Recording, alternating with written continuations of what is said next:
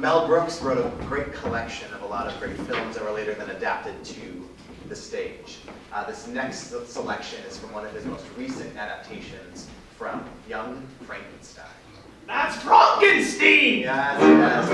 My name is pronounced Frankenstein. Yes, the whole world knows what my grandfather did. But please, do I look like the kind of madman that would prowl around graveyards digging up freshly buried corpses? Professor... Don't answer that! I'm not a Frankenstein. I don't indulge in hijinks or tomfoolery. I'm not a Frankenstein. I don't believe in mummies, ghosts, and ghouleries. I deal in fact, not fiction. I am a scientist. I live for truth and reason. That's the reason I exist. There's a vast difference between my crazy grandfather's delusional experiences and my own devotion to pure science, which leads us directly to the subject of today's lecture. The brain. There is nothing like the brain. Hearts and lungs are simply tinker toys when stacked against the brain. Insane. I'm insane about the brain. No invention in the universe is equal to the brain. The mouse a marvel when it comes to eating. I've nothing against the womb. I thank the bladder when I'm excreting, and I always leave the elbow room. But the brain, please allow me to explain. There's no organ to compare to it. I swear to it, it's plain. It's the brain. Mr. Hadley here, with whom I've never worked nor given any prior instruction to, has graciously offered his services for this afternoon's demonstration.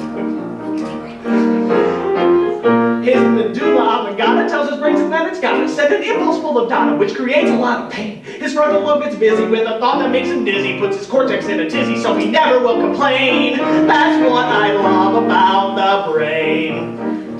Mr. Hadley, will you raise your left knee, please?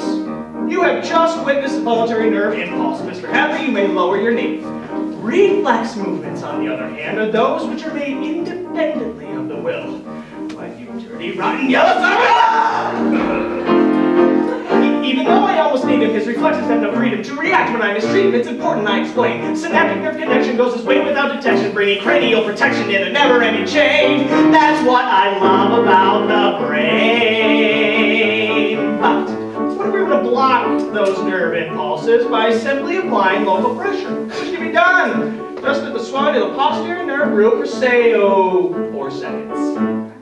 You mother-grabbing maggot! As you can see, I've just crushed my crutch into his crotch, and he does not react. He feels absolutely nothing. More or less. So, if it were not for this continuous stream of motor impulses from the brain, we would collapse like a bunch of broccoli!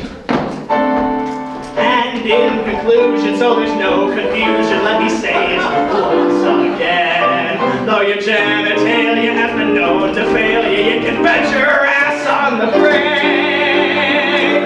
Everybody! There is nothing like the brain.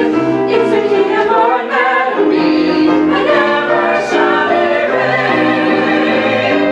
rain. You can call me Copernicus, Kepler, and Newton. Compare me to Freud, I feel highfalutin. Call me a Darwin, I love that man's theory. Call me Vesture and watch me get teary. Say me Curie, that would be the best. Call me your Rorschach, I'm up to the test. I really light up when you call me Edison. Call me an air like I like that was medicine. Call me Marconi, that wireless file. Call me Pavlov, and I bark like a chow. Woo! Call me an Einstein, that would be fine. Call me a Tesla, I wouldn't decline. But call me Frankenstein would be insane. 'Cause I love